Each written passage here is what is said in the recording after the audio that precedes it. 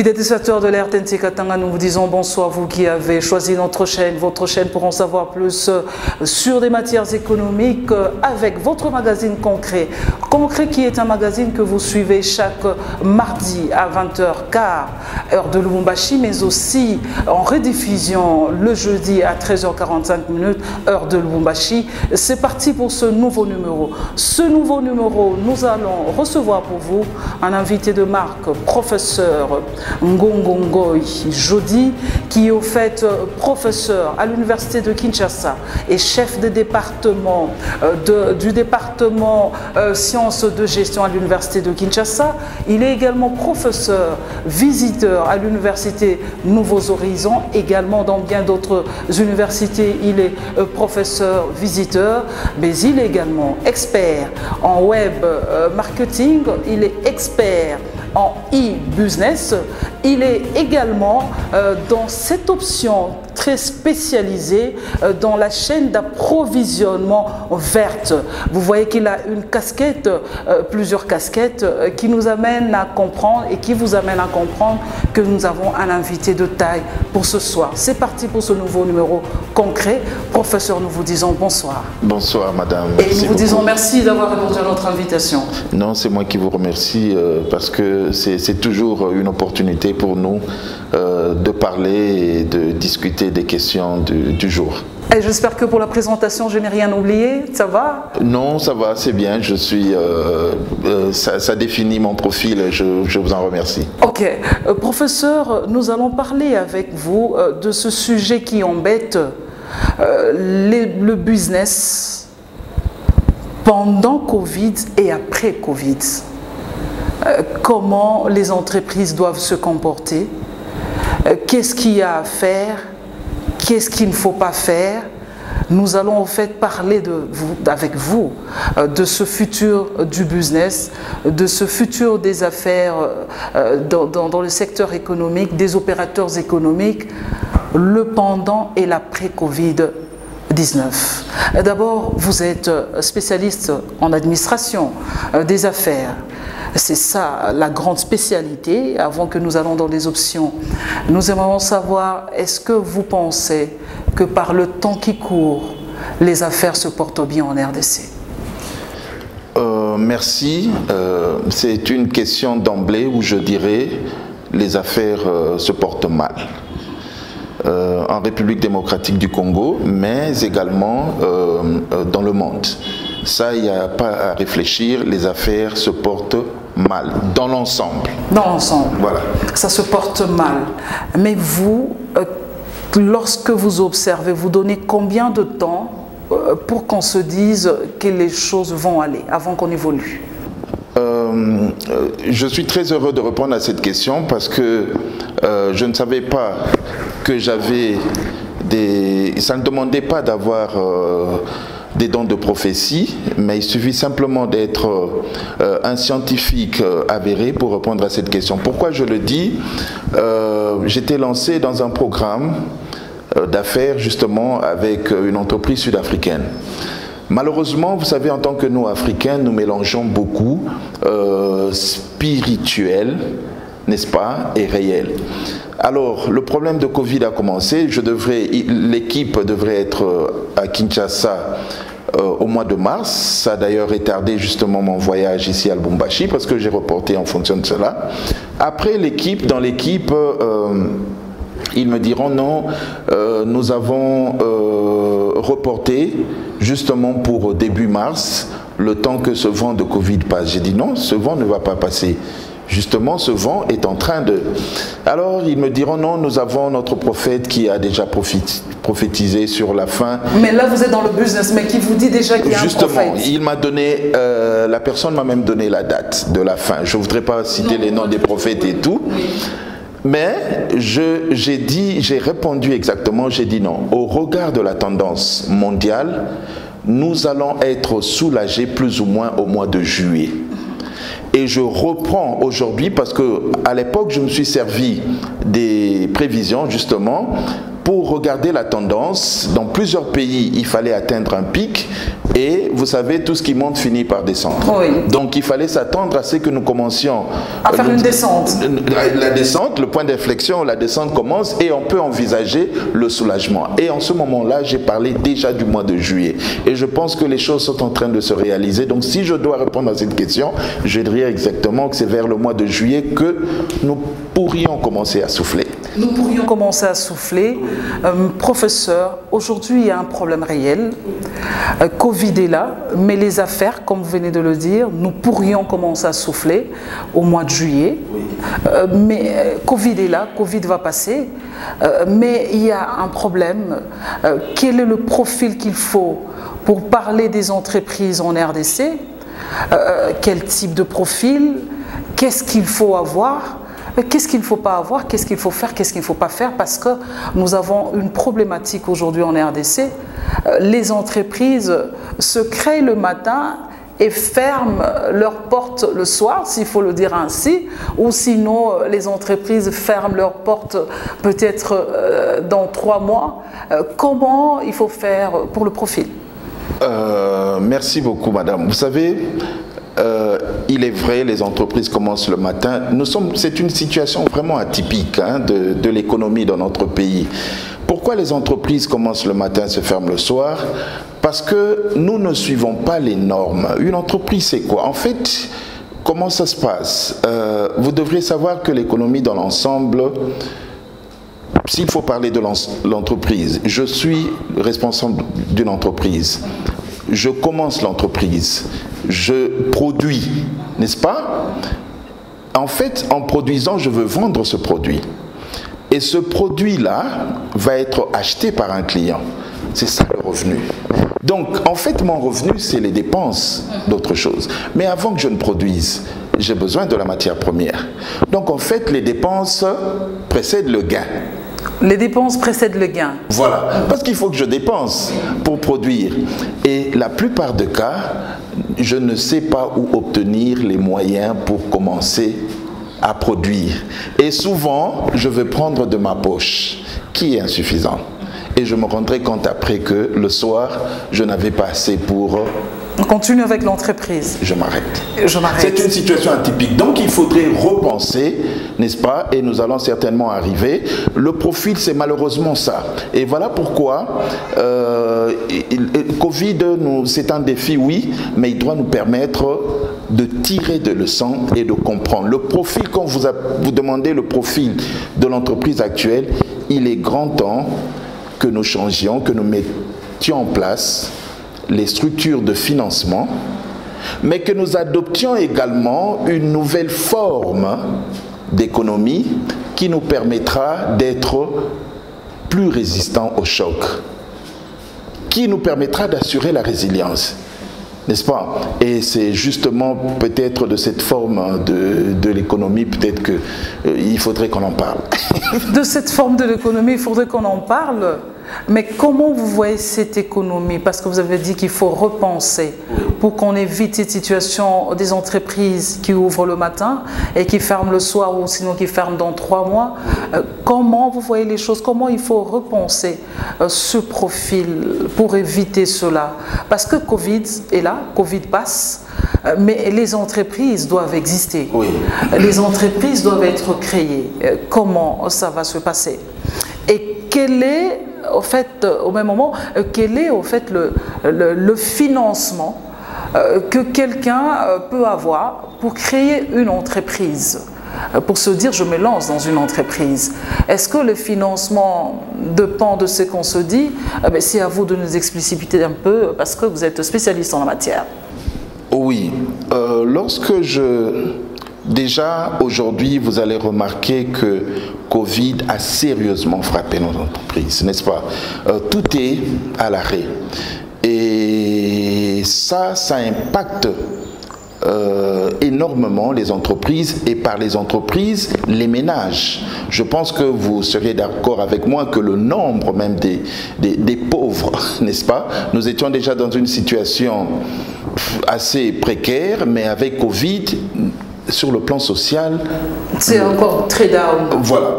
Alors, il est vrai que sur le plan des entreprises, les entreprises, comme vous dites, que nous devons continuer, bien que Covid a frappé différemment selon les secteurs. Hein. Il y a des secteurs, par exemple ici, ceux qui sont dans des, comment on dit, dans des institutions sanitaires, les hôpitaux, les cliniques, on peut dire que c'est du business pour eux. Hein. Ceux qui sont oui. Dans les industries pharmaceutiques, c'est un petit moment d'apogée. Hein. Donc, mais dans l'ensemble, les entreprises, nous ne pouvons pas dire, parce que même ceux-là, beaucoup sont frappés par la mort et beaucoup également ne peuvent pas travailler justement tenant compte des mesures, des gestes barrières qui ont été instaurés. Alors, pourquoi je suis en train de dire qu'il faut repenser? Parce que vous allez remarquer, lorsque nous faisons le tour dans le monde, les économies qui ont été les moins impactées, ce sont des économies qui ont déjà introduit l'économie numérique. Okay. N'est-ce pas? C'est-à-dire, si nous étions dans une certaine mesure assez initiés sous une forme d'économie numérique, nous pourrions atténuer les chocs. Voilà pourquoi, n'est-ce pas, avec ma formation de e-business, c'est pratiquement, l'entreprise devra aujourd'hui créer une visibilité numérique. Les infrastructures, ça nous allons en parler avec le pouvoir public, mais déjà chaque entreprise devrait penser, n'est-ce pas, à mettre en place une structure numérique. Tenez par exemple, nous étions tous appelés à être confinés, mais l'économie en fait quoi? C'est un ensemble de transactions. Mais si les transactions, nous ne pouvons pas les passer directement, si nous pouvons les passer en ligne, on peut rester chez soi et continuer, n'est-ce pas? Et continuer à travailler, n'est-ce pas? Beaucoup de secteurs ont su tenir avec le télétravail. Mais c'est quoi? C'est une forme d'économie numérique. Mais le problème chez nous, on n'est pas encore arrivé à ça. On n'est pas encore arrivé à ça. Tenez les dangers de... Nous sommes en train de parler de porter le masque, les dangers, les mesures barrières, mais la gestion de la monnaie qui vient de moi et qui va passer chez vous et qui va aller chez le réalisateur et qui... Mais nous pouvons également contracter la maladie à travers.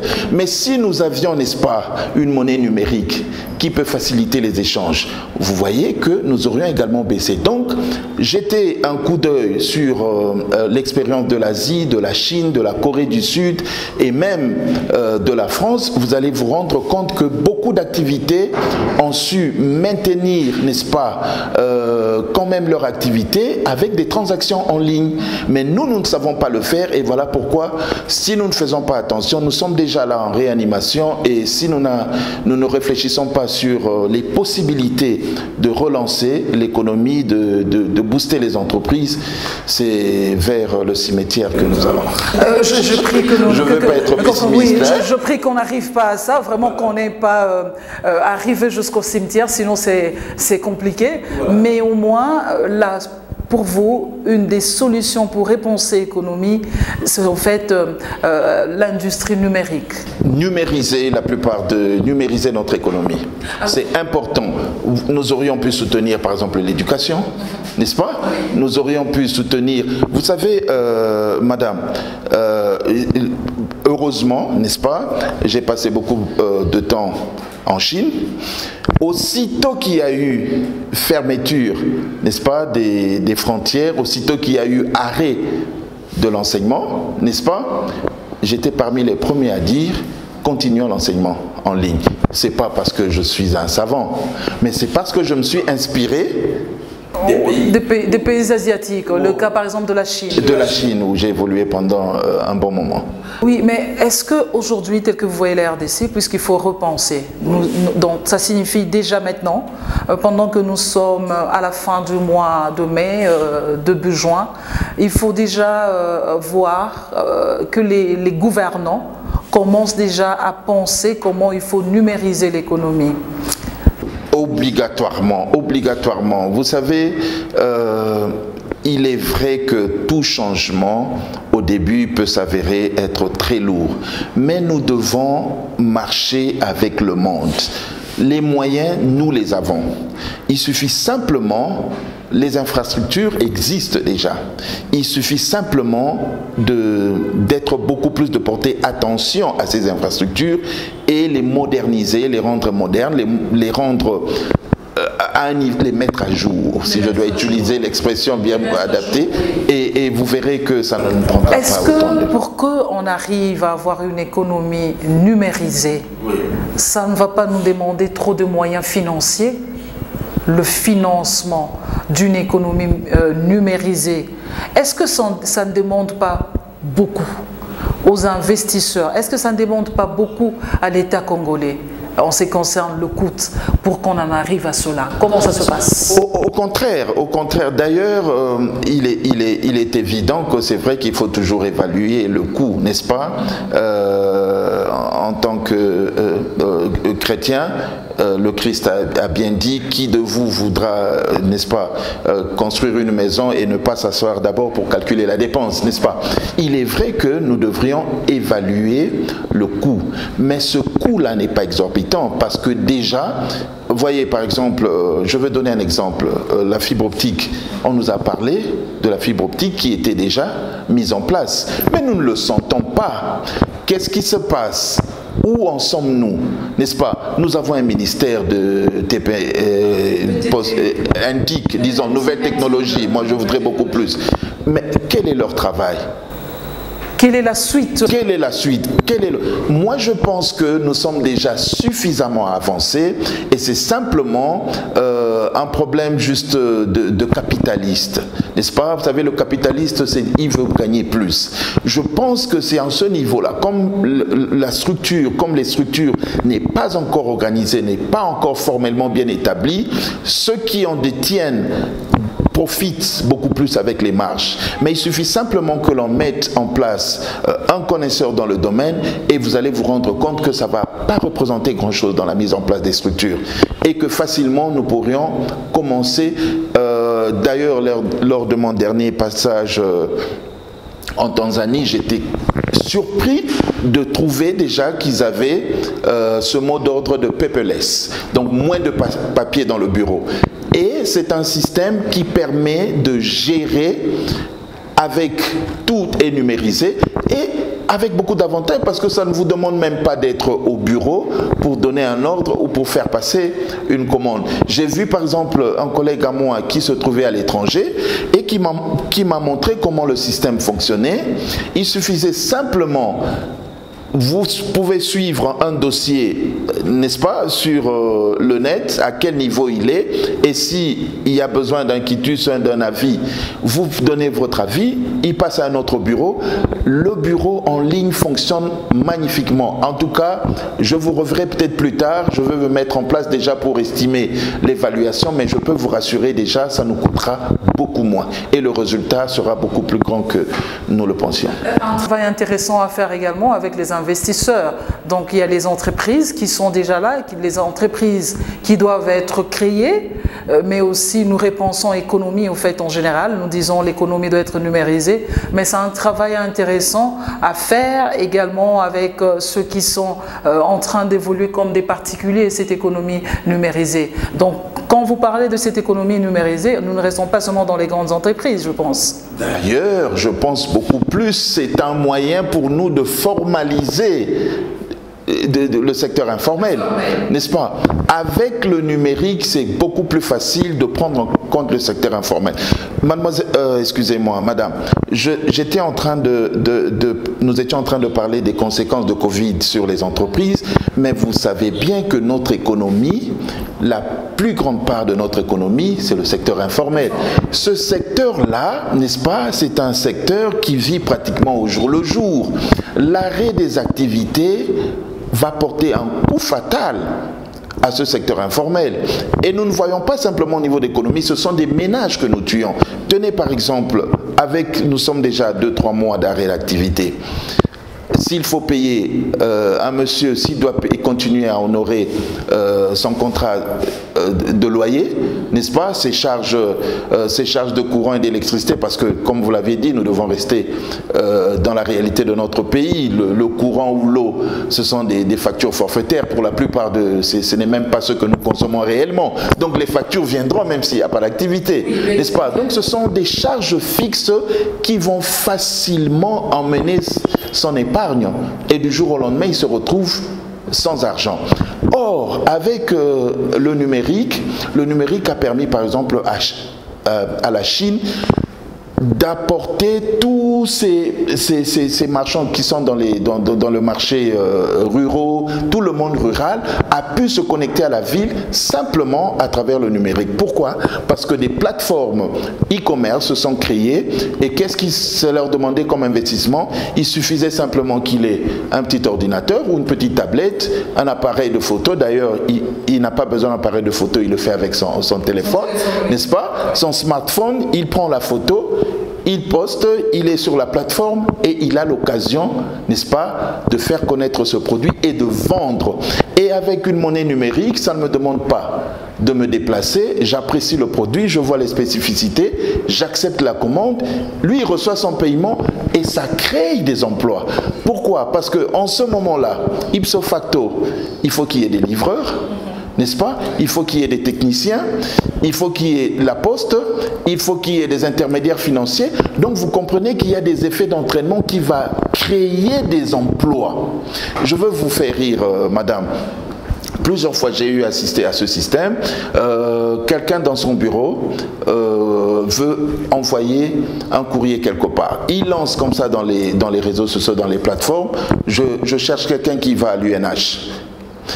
Tous ceux qui sont sur la route de l'UNH peuvent tomber sur le message et pour nous considérer que c'est une opportunité d'obtenir un petit 1000 francs, 2000 francs, n'est-ce pas? Sur mon chemin de la route, je récupère le courrier, j'arrive à l'UNH, je dépose, moi j'ai mon argent et je passe. Je ne suis pas livreur, encore moins quelqu'un de la poste, mais pourtant il m'arrive de générer. Donc vous comprenez qu'il y a beaucoup d'emplois qui vont être créés et cela permettra quand même de relancer, de donner du souffle à notre économie. Ça va donner le souffle à notre économie, mais il y a cependant une question qui embête encore, qui reste encore en souffrance.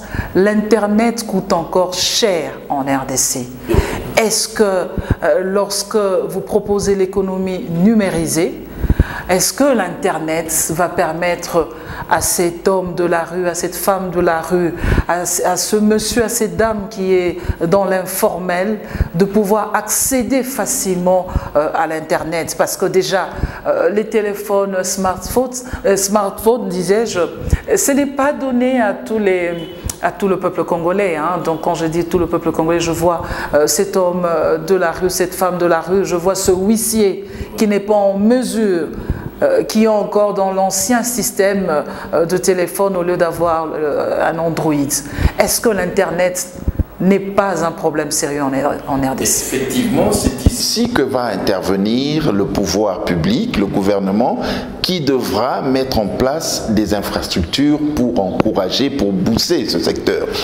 Pourquoi j'étais en train de parler de la fibre optique? Nous avons, ça va faire 2 ans. On a creusé, on a dit que la fibre optique est déjà, mais cela ne se sent pas. Il y a eu l'argent qui a été déboursé. Voilà, donc c'est ici qu'intervient, n'est-ce pas, le rôle de l'État en tant que garant de l'intégrité qui devrait, n'est-ce pas, investir pour mettre en place les infrastructures nécessaires, sachant bien qu'il s'agit des investissements de production, n'est-ce pas?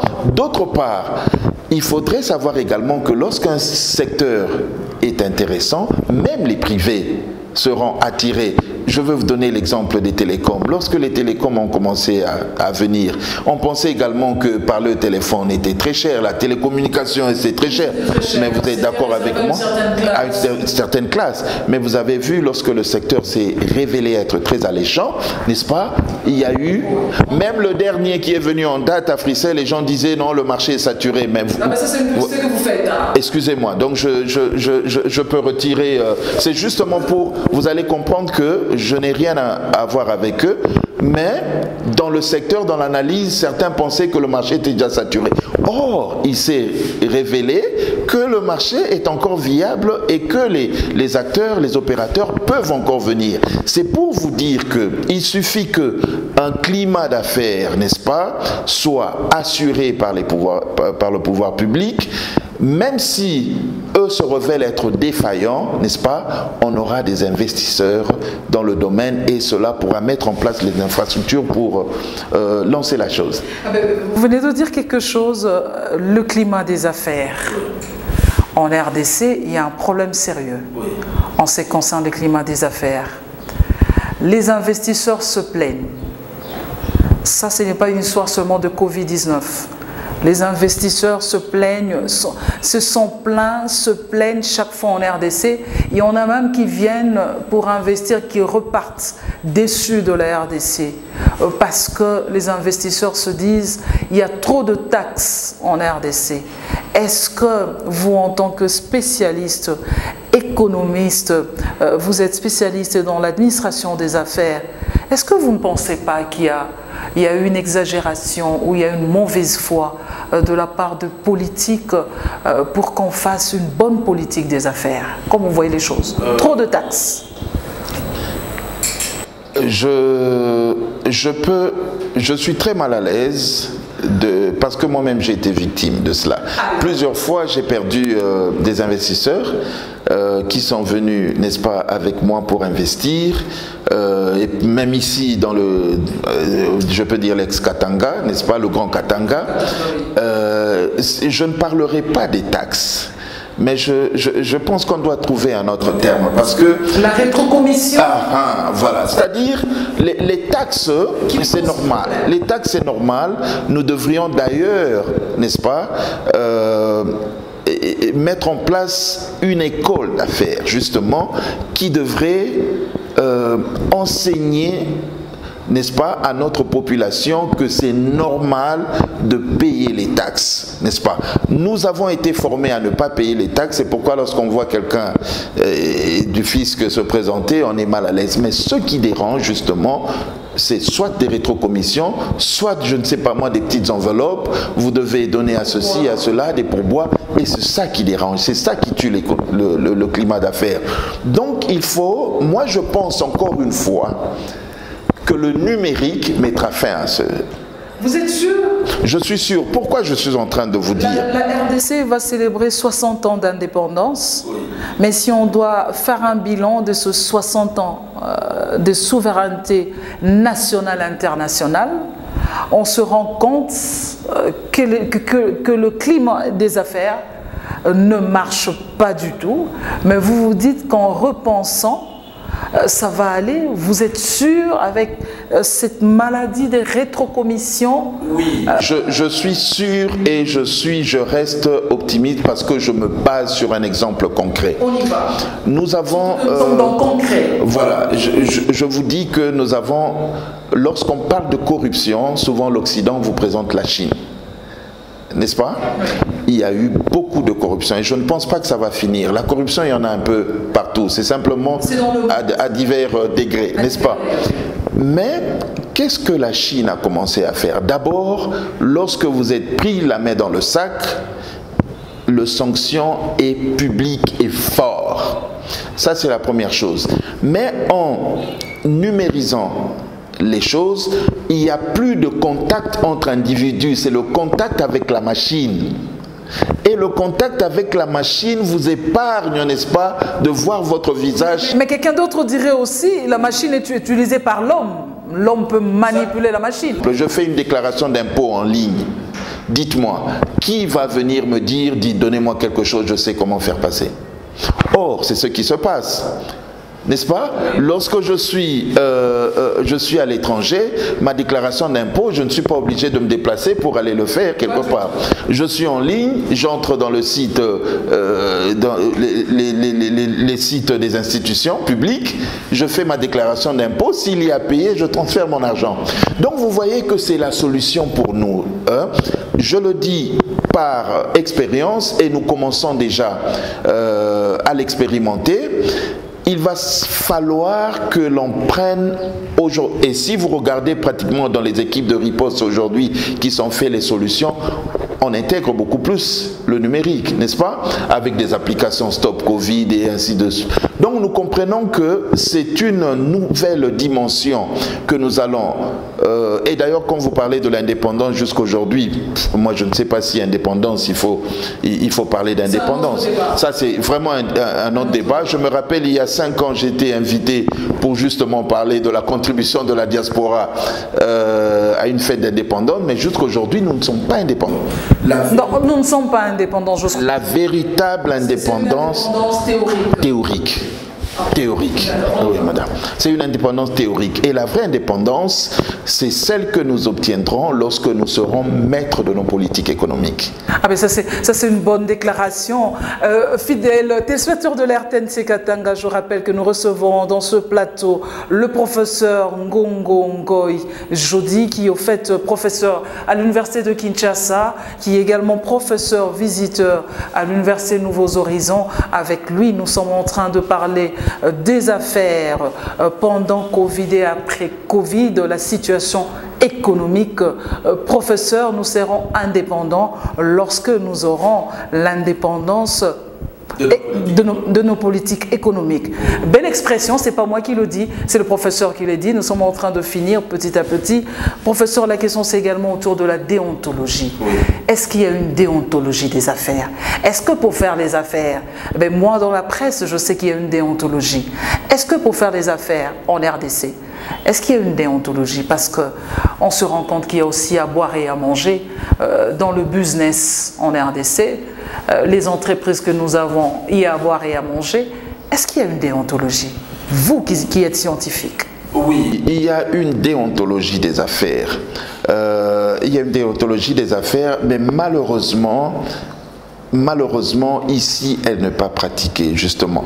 Ici, qu'est-ce qu'on vous dira, justement, la déontologie des affaires ici, c'est il faut apprendre que lorsque vous arrivez quelque part, il faut donner quelque chose, il faut acheter à boire. C'est ça la déontologie chez nous, ce qui n'est pas le cas. Cette déontologie que nous avons en RDC, c'est quand même très fort. Elle est particulière. Elle est particulière. Elle est particulière. C'est une déontologie des enveloppes. Voilà, madame, vous avez été inspirée. Ah, ok. Vous avez été inspiré. C'est la déontologie des enveloppes. Alors, il faudra, je pense qu'en un moment, le Premier ministre, en prônant justement ce slogan de climat d'affaires, pensez justement essayer d'initier une véritable déontologie d'affaires. Parce que lorsque nous aurons atteint ce niveau, vous allez même remarquer que les entreprises vont se multiplier d'elles-mêmes. Parce qu'une économie, vous savez, maintenant nous sommes en train de réfléchir sur la manière de relancer l'économie, n'est-ce pas? J'entends déjà beaucoup de voix se lever pour dire aujourd'hui le gouvernement recourt à la planche à billets pour, voilà, avec les conséquences. Mais si nous regardons bien, la planche à billets n'a toujours pas été mauvaise. N'a toujours pas été mauvaise. Oui, du moment où, n'est-ce pas, cette masse monétaire est orientée vers les investissements productifs, il va relancer l'économie.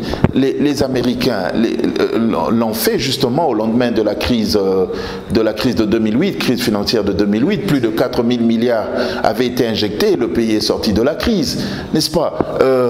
Les Britanniques l'ont fait. Je pense que dernièrement, d'ailleurs, la Banque européenne l'a fait. Mais le problème, c'est quoi? Si cet argent, n'est-ce pas, est financé et orienté vers les entreprises, si seulement les entreprises sont dans un cadre formel, bien structuré, on les connaît, qu'est-ce qui va se passer? Nous passons par exemple, la banque va permettre à la banque centrale de réduire les taux directeurs, c'est-à-dire le coût de la monnaie placée par les banques commerciales. Les banques commerciales vont réduire le taux de crédit. Et qu'est-ce que ça va faire? Ça va pousser.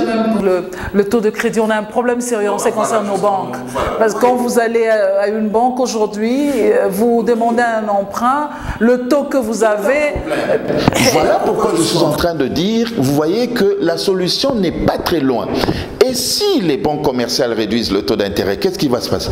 Les particuliers, les entreprises et les ménages seront poussés à obtenir, n'est-ce pas, des crédits. Et qu'est-ce qui se passe quand moi, chef d'entreprise, j'ai du crédit?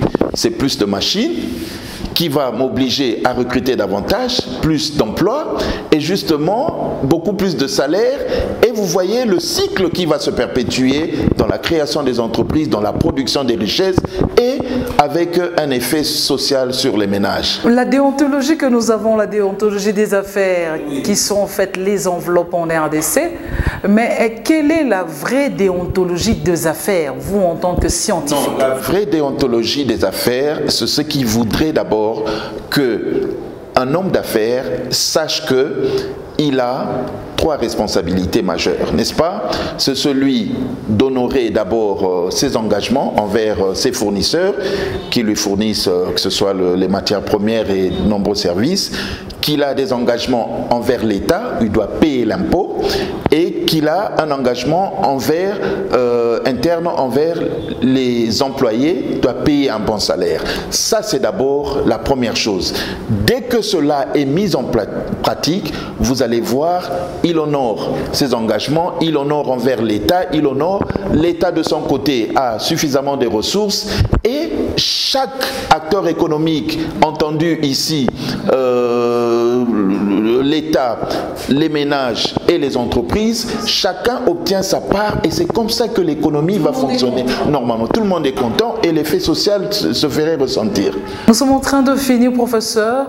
Vous êtes vraiment intéressant en ce qui concerne cette matière, l'économie pendant Covid et l'après-Covid, comment relancer cette économie, mais nous sommes en train de finir. Malheureusement, le réalisateur me fait signe. Nous sommes à la fin de ce magazine d'aujourd'hui concret. Votre mot de la fin, qu'est-ce que vous avez souhaité que l'on dise que nous n'avons pas dit en ce qui concerne la relance de l'économie après Covid-19? Merci madame pour cette opportunité. D'abord, j'aimerais attirer l'attention des chefs d'entreprise que ce que je souhaiterais d'abord dire, c'est que la maladie est là. Nous devrions, au niveau des entreprises, de comprendre que peut-être c'est pas demain la veille que Covid va passer. Donc au niveau des entreprises, il faudra une nouvelle discipline dans la gestion du personnel, dans la gestion de l'entreprise. Les gestes barrières restent la priorité jusqu'à ce que, n'est-ce pas, un médicament ou un vaccin soit trouvé. Ça, c'est la première chose. Deuxièmement, je voudrais dire que aujourd'hui, les entreprises souffrent. Et les entreprises ayant été frappées de plein fouet, n'est-ce pas, beaucoup sont à l'arrêt. Alors, ce que j'aurais souhaité, c'est que le pouvoir public, aujourd'hui, doit venir en aide aux entreprises. Premièrement, cela peut passer, n'est-ce pas, par une forme d'allègement fiscal. La FEC aujourd'hui a parlé d'un fonds de soutien aux entreprises touchées par le Covid, mais nous devons aussi penser à alléger, n'est-ce pas, la fiscalité pour un certain moment. Pourquoi je suis en train de le dire?